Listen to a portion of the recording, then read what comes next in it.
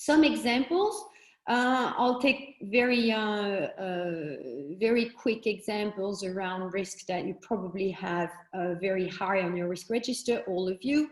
Information security, continuity, internal fraud compliance. I see the chat popping up. I will address a number of your questions just after commenting this table.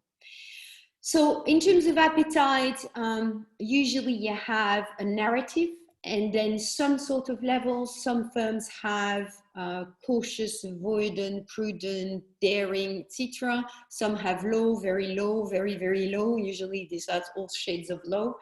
Don't think it's extraordinarily helpful unless you justify it. Now, there's a concept that comes from the military and that my friend Paul Kelly at HSBC tried to diffuse it. Paul Kelly has 27 years of experience in the Royal Air Force in the UK. It's the notion of ALARP, and ALARP is the acronym for as low as reasonably practicable. And this is an interesting concept that we can mimic in operational risk in the financial services, as zero is not realistic.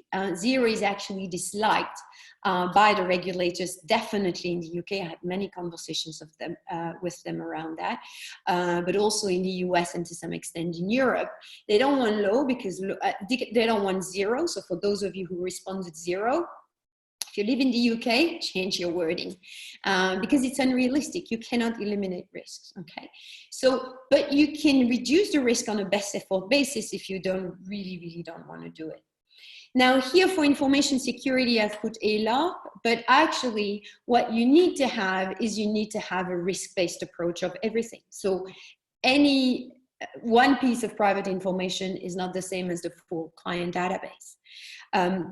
And so this risk-based approach needs to be applied to the different types of criticality of information, but also in continuity. So here it's the examples of the new ones for of continuity for critical services.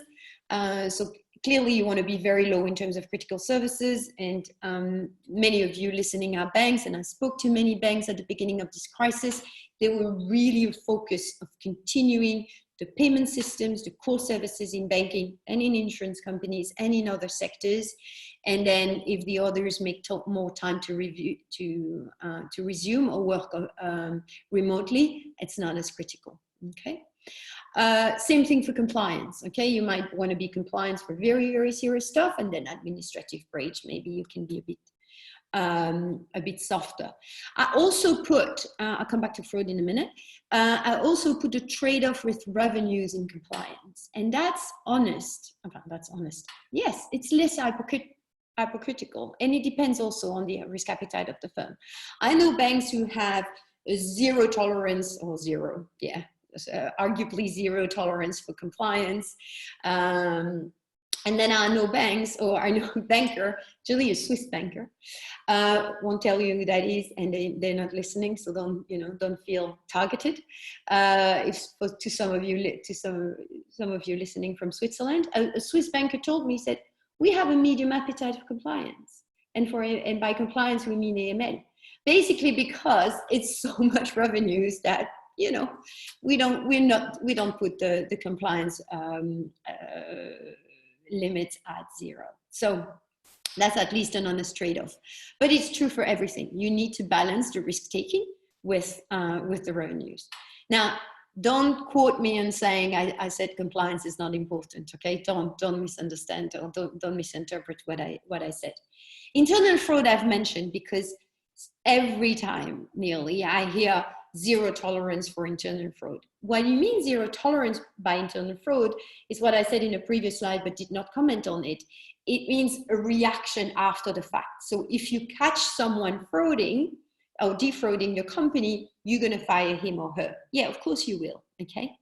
But it's not preventatively, it's not impossible. You're not going to segregate, or you're not going to put a double signature and restricted of delegation of authorities of everything, okay? You're going to allow some fraud to take place. And that's what I mean by the balance between prevention, and so the preventions are around the limits and controls that you can see here, delegation of authority, so you limit the signatory power, for instance, of some delegates, the concentrations of power conversely to some employees, key controls in internal fraud, segregations of duties, of course, detection of outliers, and you can put KRIs around that. So that's the detection aspect, is the detection of outliers and the deterrent. So the deterrent is the promise of being fired or being fined, etc. Okay, which is a prevention. Quickly on the limits and controls, and then I'll take a number of questions. Information security, you can also decide to limit the exposure in terms of locations of data. So where are your data hosted? Is it on 20 different servers or one server? What is the volumes of data? Not only in terms of cybersecurity, but in terms of crash. Okay, if you have all your data on one laptop and your laptop crash, well, good luck to you. So the cloud makes sense to a large extent.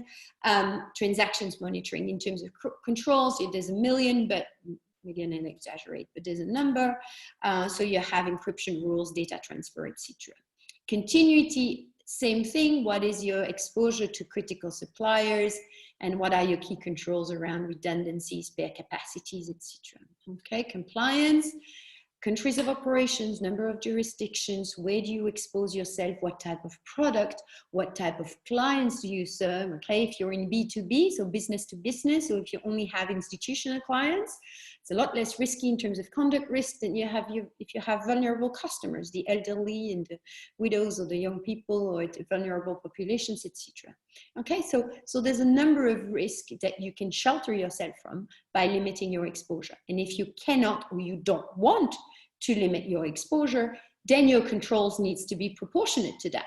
So going back to my Swiss banker, who clearly decides to do private banking in Switzerland, which is probably one of the largest exposure you can think of in terms of compliance, the controls needs to be pretty spot on if you want to resist even a moderate risk appetite.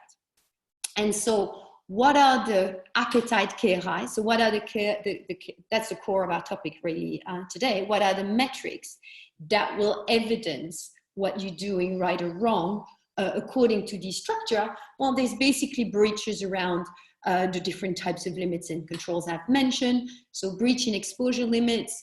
So are you doing more business in some jurisdictions, or do you have more files that are riskier than the proportions you allow?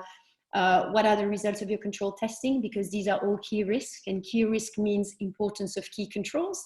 So if a control is important, it's lovely to have it in a policy, but it's much better if you test it. My background is also internal audit. I forgot to mention, some of you know that. So I'm very, very keen on control testing. Missing controls, obviously, missing controls are obvious KRIs, but importantly, missing information. What are the blind spots that you have in the business? And that refers to what we discussed during the first webinar as well, which is the hidden risks. And then finally, what is the business telling you in terms of incidents? So near misses and incidents are, of course, lagging arguably, but metrics of how well you're doing. If you have underreporting, that very much falls into the space of missing information. That's a red flag. And finally, whistleblowing and other alerts. And I talked about whistleblowing as well. All right.